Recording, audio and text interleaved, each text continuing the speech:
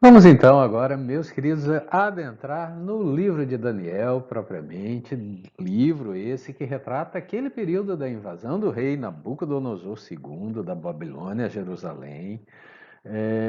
Vai compreender aquele período entre 605 até 586 a.C., ocasião na qual os judeus foram conduzidos em cativeiro para a Babilônia, Daniel entre eles.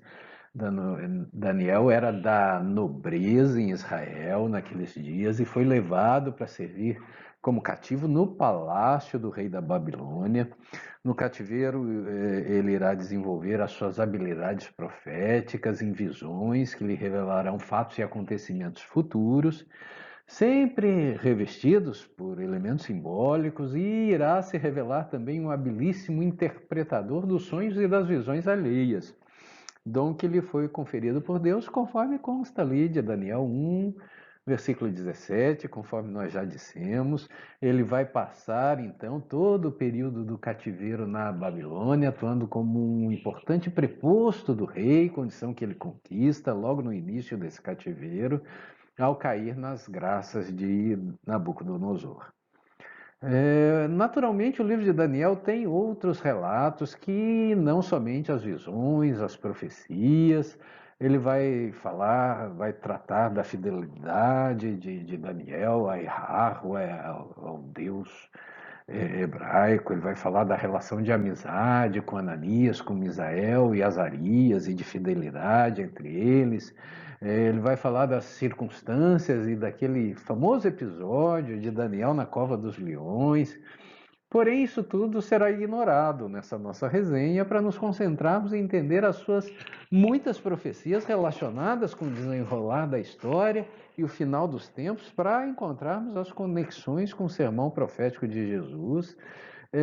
No entanto, o livro não é grande, ele contém apenas 12 capítulos, é bastante interessante, de maneira que dá para você ler em algo em torno de 1 hora. Eu recomendo a leitura do livro de Daniel para você que se interessar pelo assunto. A partir de agora também, meus queridos, deixaremos de lado os eventuais senões e poréns para nos atermos ao conteúdo das profecias e o seu cotejamento na timeline da história, não do tempo, conforme eu disse na videoaula anterior, uma redundância. E aí eu preciso lhes dizer que o livro de Daniel ele não é exatamente cronológico na sua composição. A narrativa avança e retrocede no tempo, porém as profecias de Daniel, elas se entrelaçam e elas se completam ao longo das narrativas, de maneira que elas estão interligadas com a temática do futuro e do final dos tempos, de sorte que eu vou linkar aqui as profecias com a temática comum, não na ordem dos capítulos, né? Mas nós vamos fazer à medida em que elas são importantes para que você possa, a partir das seguintes, compreender as anteriores, né? E nessa sequência, nessa videoaula, que é a primeira parte, na seguinte, nós vamos trazer as duas principais profecias de Daniel, que trazem a descrição do domínio histórico dos reinos e dos povos ao longo dos anos, e que vão ser relatadas. A primeira, ali no capítulo 2, vai falar de uma estranha estátua, e a outra está lá no capítulo 7, que vai trazer 4 curiosos animais. Essas profecias elas estão linkadas em relação a essa temática dos reinos da antiguidade, conforme nós veremos. Vamos a elas. Pois bem, logo no capítulo 2 você encontra uma narrativa que fala que o rei Nabucodonosor teve um inquietante sonho. E a partir desse sonho, ele então convoca todos os magos, os adivinhos, os místicos, os encantadores, os astrólogos do seu reino, instando-os a desvendá-lo. No entanto, o rei não lhes conta o que havia sonhado.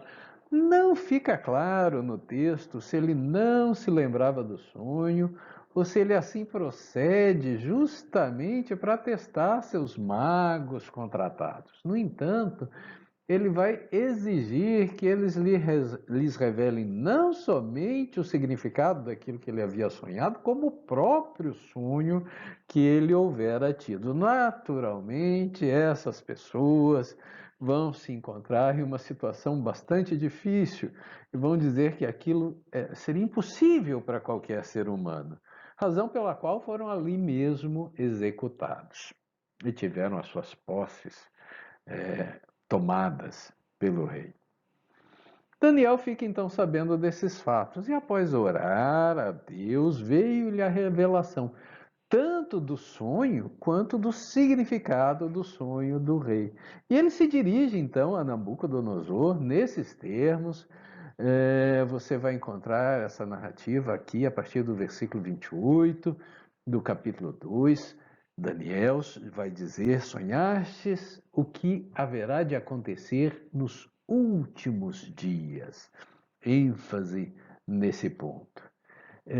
E aí ele passa então a descrever o sonho, ali entre os versículos 31 ao 35, e eu vou lhes trazer essa descrição. Ele vai dizer ali: ó rei, eis que tu olhastes e viste diante de ti uma grande estátua.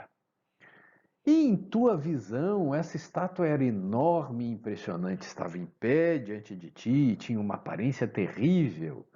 A cabeça da estátua era feita de ouro, o peito e o braço eram de prata, o ventre e os quadris eram de bronze, as pernas eram de ferro e os pés eram em parte de ferro e em parte de barro. Enquanto estavas contemplando esta estátua, uma pedra soltou-se sem auxílio de mão, atingiu a estátua nos pés de ferro e de barro e os destroçou. Então o ferro, o barro, o bronze, a prata e o ouro vieram abaixo, despedaçados, viraram pó, como o pó que se vê na eira quando no verão se bate o trigo no terreno para separá-lo da palha. E o vento carregou todos os destroços sem deixar vestígio. Entretanto, a pedra que atingiu a estátua tornou-se uma montanha e encheu a terra toda. Notem, meus queridos, que é um sonho riquíssimo de detalhes, bastante diferente daqueles que eu costumo ter nas minhas noites, né? É um sonho em que o rei sonha com uma estátua, essa aí que vocês veem aí do lado representada. Ela é feita em parte de ouro, parte de prata, parte de bronze, parte de ferro, né? E essa estátua vai ser atingida por uma pedra nos pés, né? E contado, revelado ao rei aquilo que ele havia sonhado. E Daniel emenda na sequência a explicação, a interpretação desse sonho. Essa interpretação vai dos versículos 37 ao 45. Eu trago elas aqui para você, ela aqui para vocês.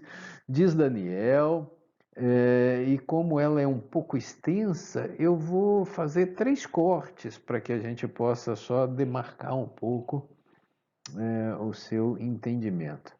A primeira parte ele vai dizer assim: ó rei, tu és rei de reis, a quem o Deus do céu tem dado o poder, o reino, a força e a glória. Tu és, portanto, a cabeça de ouro dessa estátua.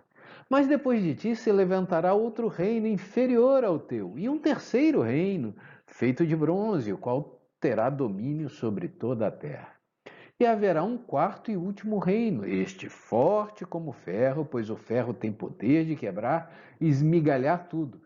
Ele destruirá e reduzirá a pedaços todos os reinos do mundo. Então, nessa primeira parte da interpretação, Daniel vai trazer a ideia de que o Império Babilônico seria sucedido por outros reinos, né? Inferiores ao da Babilônia, mas que teriam também a sua cota de poder temporal na história, no desenrolar da história, E aí prossegue Daniel: como viste, os pés e os dedos eram em parte de barro e em parte de ferro. Isso quer dizer que esse será um reino dividido, mas mesmo assim terá um pouco da força do ferro, embora tenha observado o ferro misturado no barro lamacento. Assim como os dedos eram em parte de ferro e em parte de barro, também esse reino será em parte forte e em parte frágil.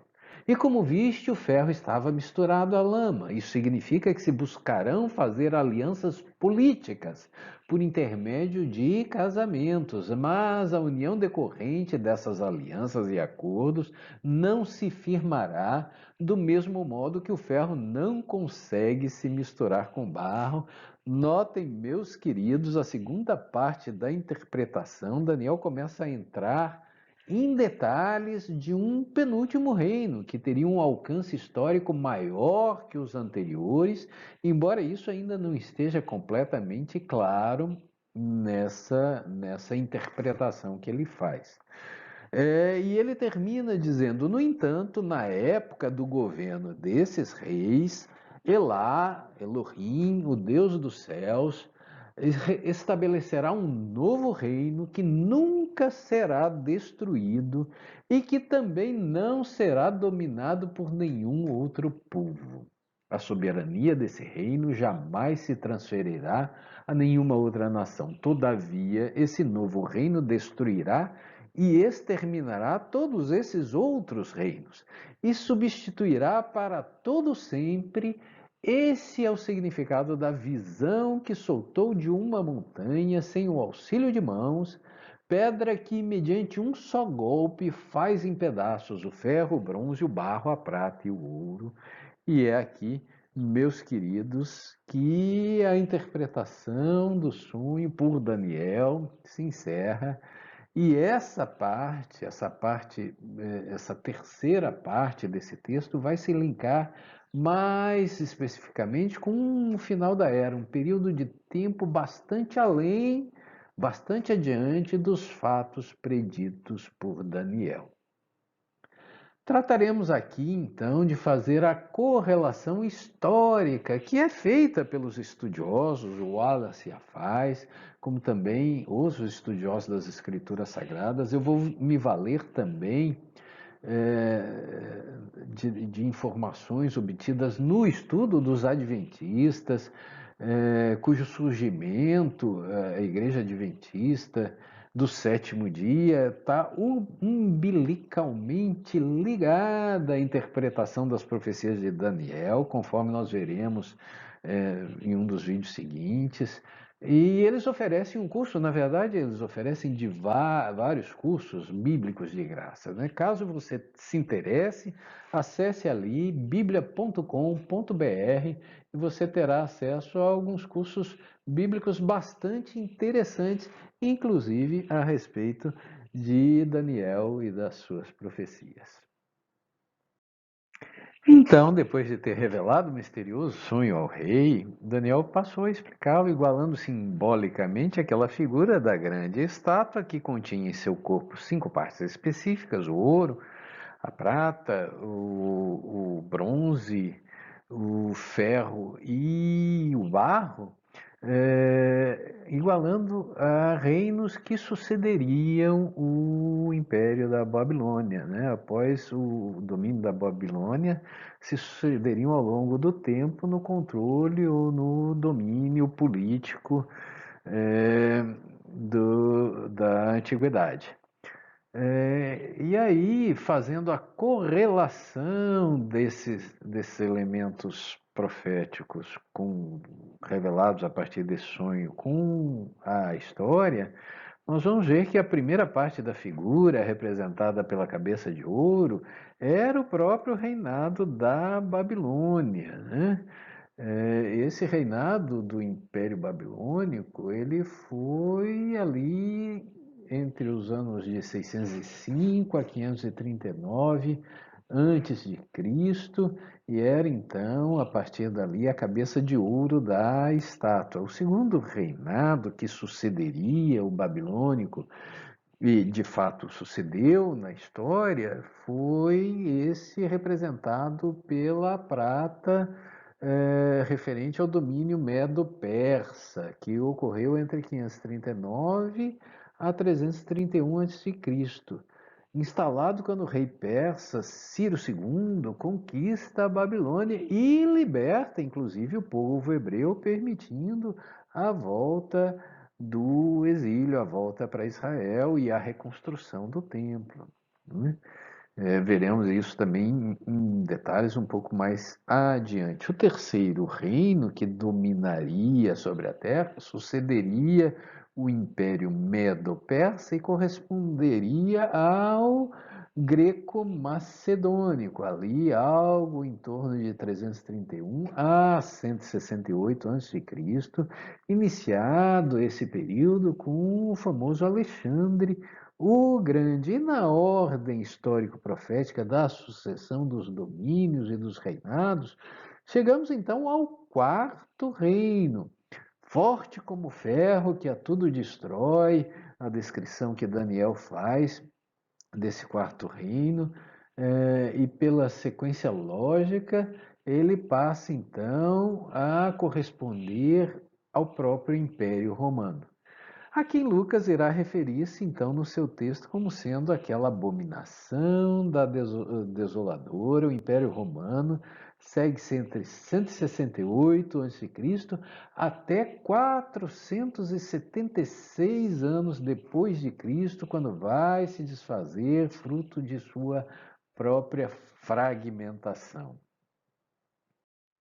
Isto feito, meus amigos, cotejando na linha da história, a sucessão dos reinados a partir da Babilônia, nós poderíamos chegar e parar no Império Romano. No entanto, o texto nos permite fazer uma subdivisão indicativa de um quinto reino. E é isso o que o Wallace faz no seu livro, e é assim que alguns historiadores enxergam, historiadores da Bíblia, das Escrituras Sagradas. Nessa outra linha, a estrutura de ferro correspondente ao Império Romano, ela seria sucedida por um outro reino.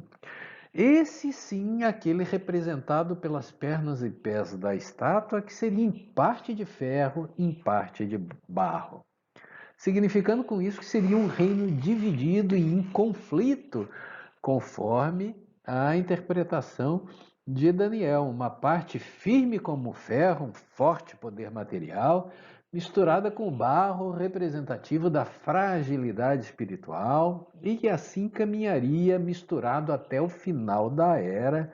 Tudo parece indicar aqui um reino em que irá se misturar coisas terrenas, coisas materiais com coisas espirituais, assim como ferro misturado com lodo, revelando-se então uma natureza ou característica dupla ou conflituosa. E é esse quinto reino dividido, este reino que sofrerá a ação de uma pedra, ação interventiva, que não viria de mãos humanas, segundo o texto bíblico, e que o destruiria e introduziria então um sexto e definitivo reinado. Ele teria uma natureza totalmente diferente daqueles outros reinos anteriores, justamente porque ele seria eterno. Então ele viria para dar um fim não somente no domínio exercido pelo quinto reino, sucedendo, atingindo nos pés da estátua, como levaria consigo toda a influência perversa dos demais, porque o corpo todo da estátua rui. Esse reino eterno, que jamais seria destruído, teria então uma natureza diferente da natureza dos reinos anteriores. Poderíamos dizer uma natureza espiritual e definitiva. E daria um fim àqueles mencionados tempos proféticos determinados por Deus, e seria destinado ao livre exercício das ações humanas, o chamado tempo dos gentios, de que nos fala Lucas capítulo 21, versículo 24. Nesse momento do sexto reino, representado pela pedra que se desprende, haveria então a separação do joio e do trigo, o momento em que o poder baseado na verdade divina viria justamente para dar um fim a todos os outros deturpados juízos ou entendimentos humanos anteriores, tornando-se, por consequência, um reinado eminentemente espiritual, que daria abrigo e acolhimento a uma nova doutrina e restabeleceria a verdade, promovendo o simbólico processo de purificação do santuário do templo de Deus profanado pelos homens. Então, meus queridos, convenhamos, nós temos aqui em aberto a identificação desses dois reinos, porque se conseguimos identificar perfeitamente o período da Babilônia, sucedida pela Medo-Persa, pelo Império Greco-Macedônico, chegando ao Império Romano, o quinto que sucedeu o Império Romano e o sexto reino que introduziu ou introduzirá a nova era, que reinos são esses? Lembramos que no momento do sermão profético, no momento que Jesus vai proferir o seu sermão para os discípulos, eles estavam vivendo o período do quarto reino, segundo a profecia de Daniel, o período do Império Romano, ou da Roma pagã. Agora, voltamos à pergunta.